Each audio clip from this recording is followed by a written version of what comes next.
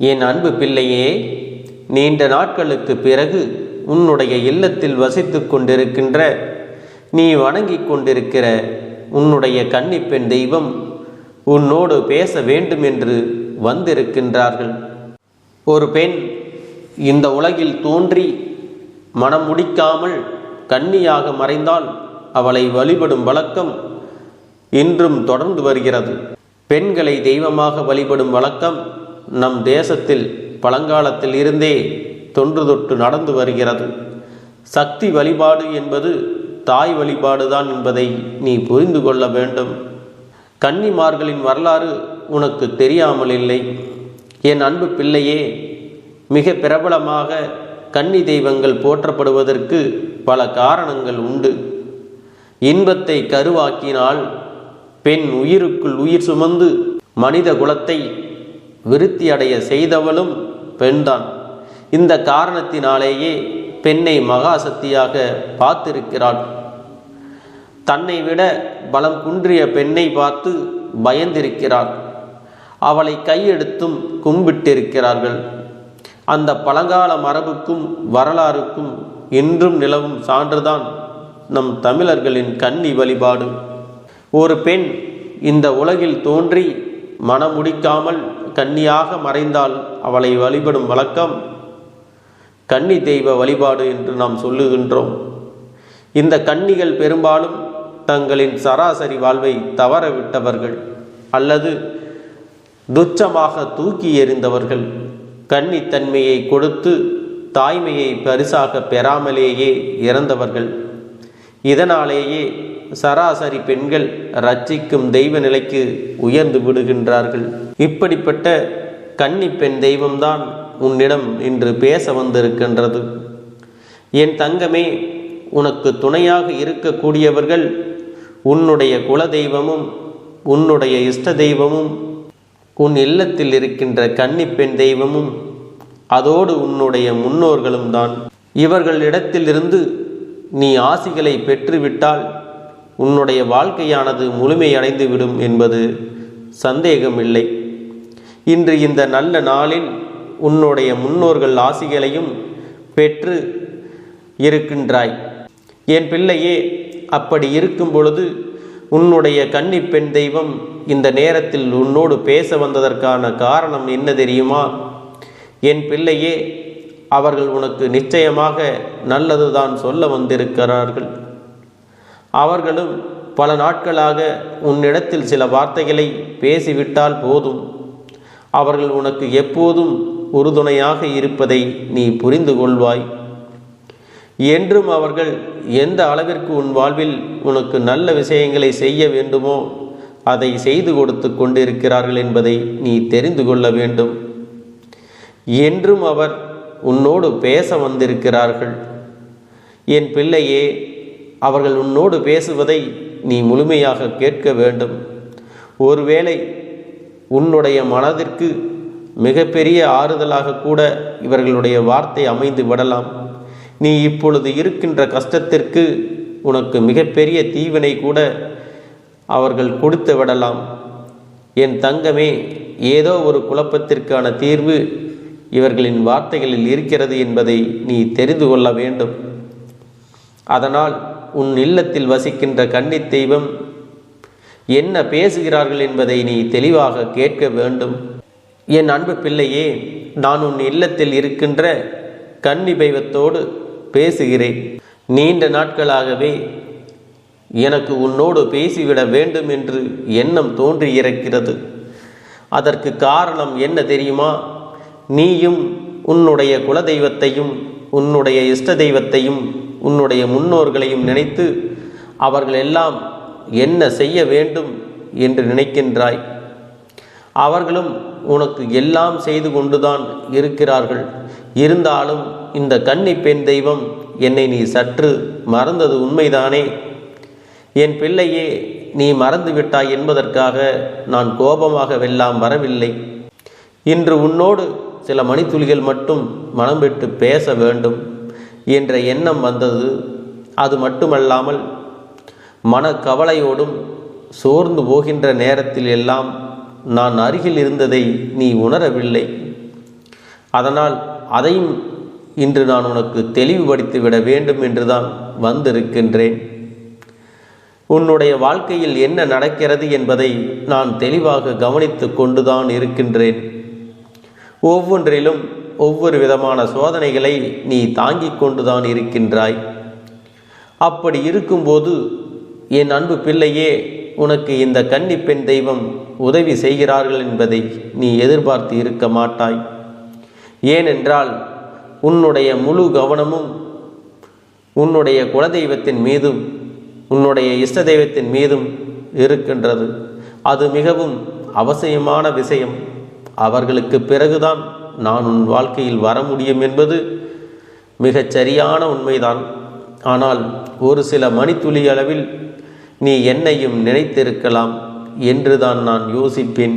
சரி, அது ஒன்றும் பிரச்சனை கிடையாது. ஆனால் இன்று நான் உன்னோடு பேச வந்ததற்கான முக்கிய காரணம், உன்னுடைய மனதில் ஏகப்பட்ட குழப்பங்கள் உன்னை போட்டு புரட்டி கொண்டிருக்கிறது. ஒரு பிரச்சனை முடிந்தால் அடுத்த பிரச்சனை, அதில் எந்த பிரச்சனைக்கு தீர்வு பெற முடியும் என்று தெரியாமலேயே நீ அங்குமிங்கும் வேதனையில் இருக்கிறாய். உன்னை சுற்றி சுற்றி வருகின்ற ஒவ்வொரு கஷ்டங்களில் இருந்தும் உன்னால் மீண்டு வர முடியாமல் இன்று ஒரு பிரச்சனை முடிகிறது என்று நினைத்து உறங்கினால் விடியலில் உனக்கு அடுத்த பிரச்சனை வந்து விடுகிறது. உன்னோடு இருப்பவர்களை உனக்கு அதிகபட்சமாக கஷ்டத்தை கொடுக்கிறவர்கள் யார்? உனக்கு காலம் முழுவதும் உறுதுணையாக இருப்பார்கள் என்று நீ நினைத்து பேசி பழகுகிறாயோ, அவர்களாலேயே உனக்கு கஷ்டங்கள் அதிகமாக வரும் பொழுது அதனை உன்னால் தாங்கிக் கொள்ள முடியவில்லை. அதிலிருந்து உன்னால் மீண்டு வர முடியவில்லை. இப்பேற்பட்ட இந்த சூழ்நிலையில் வாழ்க்கை பயம் அதிகமாகி வந்துவிட்டது. என் தெய்வம் ஒன்றே கதி என்று நீ இருந்து கொண்டிருக்கிறாய் அல்லவா?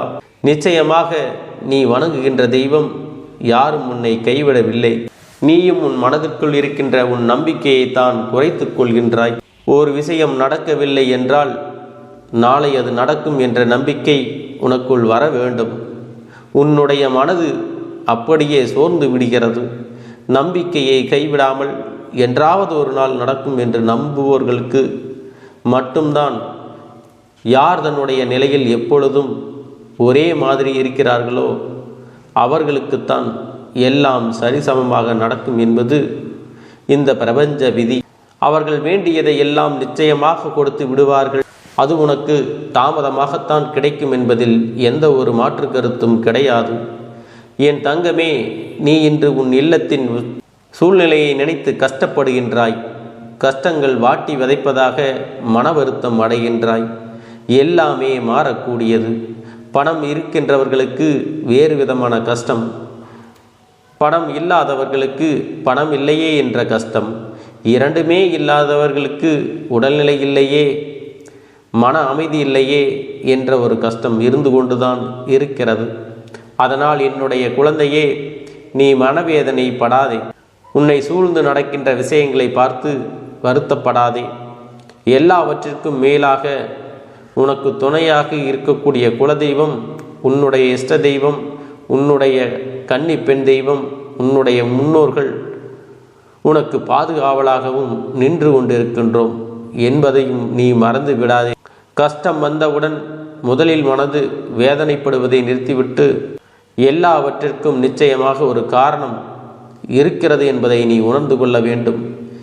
யார் எந்த சூழ்நிலையில் உனக்கு வேதனை கொடுத்தாலும் என் தங்கமே, எல்லா சூழ்நிலைகளிலும் காக்க வேண்டும். உன்னை ஆட்டி படைத்தது எல்லாம் இனிமேல் நிச்சயமாக நல்ல பலனை உனக்கு கொடுக்கப் போகிறது. உன்னுடைய வாழ்க்கையில் உனக்கு பல நல்ல விஷயங்கள் நடக்கப் போகிறது. கஷ்டத்தை அதிக நாட்கள் என் பிள்ளையே நீ அனுபவித்து விட்டாய். வந்த சோதனைகள் பல நீ தடை தாண்டி ஓடிய காரணத்தினால் சோதனைகளை பல கடந்து நீ தாண்டி விட்டாய். இனியும் இந்த வாழ்க்கையில் உனக்கு என்ன நடக்கப் போகிறது என்று தோன்றுகிறதல்லவா? என் தங்கமே, நான் உனக்கு உறுதுணையாக இருக்கின்றேன். உன்னுடைய கன்னி பெண் தெய்வம் நான் உன்னை காணாமல் இல்லை. என்றுமே நான் உனக்கு உறுதுணையாக இருக்கின்றேன் என்பதை நீ மறந்து விடாதே. ஒருவர் அல்ல, 4 பேரின் ஆசீர்வாதங்களையும் நீ வெற்றி கொண்டே இருக்கிறாய். மனநிறைவோடு வாழ வேண்டிய நாட்கள் எல்லாம் தொலைந்து விட்டதே. சந்தோஷமாக இருந்த நாட்கள் எல்லாம் மறந்து விட்டதே. நான் என்றும் உனக்கு துணையாக இருப்பேன் என் தங்கமே. உன்னுடைய கன்னிப்பெண் தெய்வத்தினுடைய வார்த்தைகளை நீ கேட்டுவிட்டாய் அல்லவா? அவர்கள் மனதில் இருக்கின்ற வாக்கினை நீ கேட்ட பிறகாவது நிச்சயமாக இனிமேல் இந்த வாழ்க்கையின் மீது உனக்கு நம்பிக்கை வந்திருக்கும் என்று நான் நம்புகிறேன். இனி உனக்கு நடக்கவிருக்கின்ற எல்லா விஷயங்களும் எல்லாருடைய ஆசீர்வாதத்தோடு நல்லபடியாக நடக்கும் என்பதை நீ புரிந்து கொள்ள வேண்டும். இந்த வாழ்க்கையை நினைத்து மயக்கம் கொள்ளாதே. எல்லோருக்கும் உள்ளதுதான் உனக்கும் இருக்கின்றது என்பதை முதலில் புரிந்து கொள்ள வேண்டும். யாருமே முழுமையான சந்தோஷத்தை அனுபவிப்பது கிடையாது. யாருமே முழுமையான கஷ்டத்தையும் அனுபவிப்பது கிடையாது. எல்லோருக்குமே ஏதோ ஒரு வகையில் கஷ்டம் இருக்கத்தான் செய்கிறது, ஒரு சந்தோஷமும் இருக்கத்தான் செய்கிறது. வாழ்க்கையின் மீது உனக்கு நம்பிக்கை வைத்திருக்கும், வாழ்க்கையின் மீது உனக்கு நம்பிக்கை வந்திருக்கும் என்று நான் நம்புகின்றேன். இனி உனக்கு நடக்கவிருக்கின்ற எல்லா விஷயங்களும் எல்லோருடைய ஆசீர்வாதத்தோடு நல்லபடியாக நடக்கும் என்பதை நீ புரிந்து கொண்டால் போதும். இனியும் இந்த வாழ்க்கையை நினைத்து மயக்கம் கொள்ளாதே. எல்லோருக்கும் உள்ளதுதான் உனக்கும் இருக்கிறது. என் அன்பு பிள்ளையே, உன் வாழ்க்கையில் எல்லா மாற்றங்களையும் நீ அடைவாய். எப்போதும் தைரியத்தோடு எந்த சூழ்நிலையிலும் உன்னுடைய மனதில் தைரியத்தை இழந்து விடாமல் துணிந்து செயல்பட வேண்டும். அப்பொழுதுதான் எல்லாமே உனக்கு மிகப்பெரிய ஆறுதலை கொடுக்கும் என்பதில் எந்த ஒரு மாற்று கருத்தும் கிடையாது. எல்லாவற்றிற்கும் மேலாக உன் அப்பன் கருப்பண்ணசாமி நான் இருக்கிறேன் என்பதை நீ மறந்து விடாது. அப்பனினுடைய அன்பு என்றுமே உனக்கு உறுதுணையாக இருக்கும் என்பதை நீ புரிந்து கொண்டால் போதும். என் தங்க பிள்ளைக்கு இந்த கருப்பண்ணசாமியின் ஆசீர்வாதங்களும் உன் கன்னிப்பெண் தெய்வத்தினுடைய ஆசீர்வாதங்களும் எப்பொழுதும் இருக்கின்றது. கலங்காதே, எதற்காகவும் வருந்தாதே. நீ நல்லதையே நினைத்தால் உனக்கு நல்லதே நடக்கும். சுமங்கலிகள் கன்னி தெய்வங்களை வழிபட்டால் மாங்கல்ய பலம் அதிகரிக்கும் என்பதை நீ நினைவில் வைத்து கொள்ள வேண்டும். கன்னி பெண்களுக்கு விரைவில் திருமணம் யோகம் கைகூடும். கன்னியை வணங்கும் வழக்கம் நம் கிராமத்தில் தொடங்கி பட்டணம் வரை இருப்பதாகவே கன்னியை வணங்கும் வழக்கம் நம் கிராமத்தில் இன்றும் நடைமுறையில் இருப்பது உனக்கு தெரியாமல் இல்லை. கன்னி பெண் தெய்வங்களுக்கு ஆடி மாதத்தில் சிறப்பான பூஜைகள் செய்வது செவ்வாய்க்கிழமைதான் கன்னிக்கு ஏற்ற நாள். எனவே அந்த நாளில் வணங்குவதை நீ அன்றாடம் கடைபிடிக்க வேண்டும். வாரத்தில் ஒரு நாள் நீ கட்டாயமாக கன்னி பெண் தெய்வத்தினை நீ வணங்க வேண்டும். பொதுவாக ஒரு வீட்டின் திசைகளை கன்னி மூலை, அக்னி மூலை, வாயு மூலை, ஈசான மூலை என்று பிரித்து கூறுவதுண்டு. அதில் வடகிழக்கு மூலை குடும்பங்களில் நோயாலேயோ விபத்தாலோ மடிந்துவிட்ட கன்னியரை தெய்வமாக கருதி நாம் வணங்குகின்றோம். குடும்ப ஒற்றுமைக்கு கன்னிப்பெண் தெய்வ வழிபாடு மிக மிக முக்கியம் என்பதை நீ நினைவில் வைத்து கொள்ள வேண்டும். குடும்பத்தில் பலருக்கு மனஸ்தாபம் இருந்தாலும் கூட கன்னிப்பெண் தெய்வத்தை நாம் அனைவரும் ஒன்று கூடி வணங்க வேண்டும் என்பதை நீ நினைவில் வைத்து கொள்ள வேண்டும். இது குடும்பத்தில் எழுதப்படாத சட்டமாகும். ஏனென்றால் குடும்ப ஒற்றுமைதான் கன்னிக்கு மிக பிடிக்கும். குடும்பத்தில் அனைவரும் குடும்பத்தோடு நின்று வணங்கினால் கன்னி மனம் குளிர்ந்துவிடும். இறந்த பெண் வயதுக்கு ஏற்ப அவர்களுக்கு உடை எடுத்து வைப்பார்கள். சிறுமிகளுக்கு அதற்கேற்ற ஆடைகளும், இளம்பெண்ணுக்கு பாவாடை சட்டை தாவணியும், அதைவிட பெரிய பெண்ணுக்கு சேலை சட்டையும் வாங்கி தைத்து வணங்குவார்கள். அந்தி கருக்களில் கன்னியை வணங்குவது மிகச் சிறந்தது. கன்னி பெண் தெய்வத்தை மறக்காமல் வழிபட்டால் துயரத்தை போக்கி அனைவரது குடும்பத்தையும் தலைத்தோங்க செய்யும் என்பது அனைவரும் அறிந்தது. அன்பு பிள்ளையே, இந்த கன்னி பெண் வழிபாட்டிற்காகவே வருடத்திற்கு ஒரு முறை குடும்பத்தினரை எல்லாரையும் ஒன்று சேர்த்து விடுகிறார்கள். உலகத்தில் எந்த மூலையில் இருந்தாலும் உறவை தேடி ஓடி வருகிறார்கள். பெரும்பாலும் ஒரு பெண்ணுக்கு எப்போதுமே